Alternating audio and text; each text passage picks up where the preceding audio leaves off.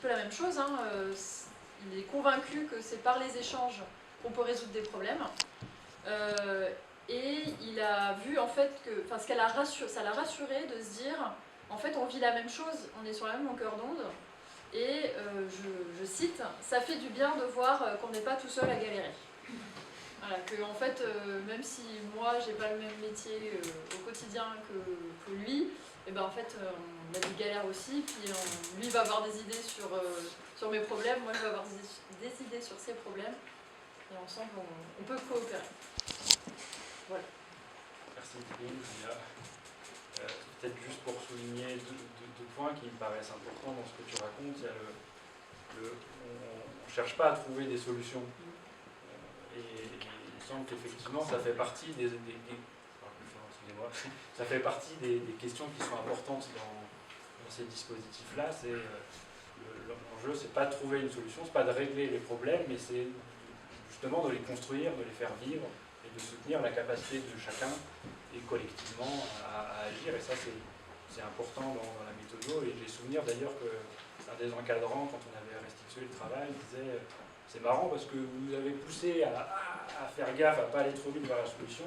Et en fait, on se rendait compte dans les semaines qui arrivaient qu'on réinvestissait ce qu'on s'était raconté dans de nouvelles situations qui se présentaient.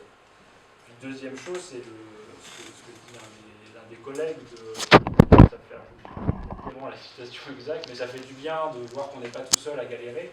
Ça fait lien avec ce que disait Thierry aussi tout à l'heure, c'est qu'il y a un enjeu derrière de santé.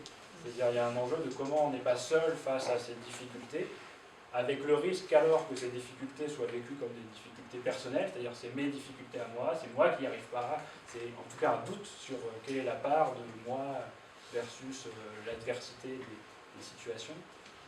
Et là, ça les fait rentrer dans un registre plus professionnel de c'est pas mes difficultés, c'est nos difficultés qu'on a ensemble et dont on a à se dépatouiller ensemble parce que c'est notre question de métier.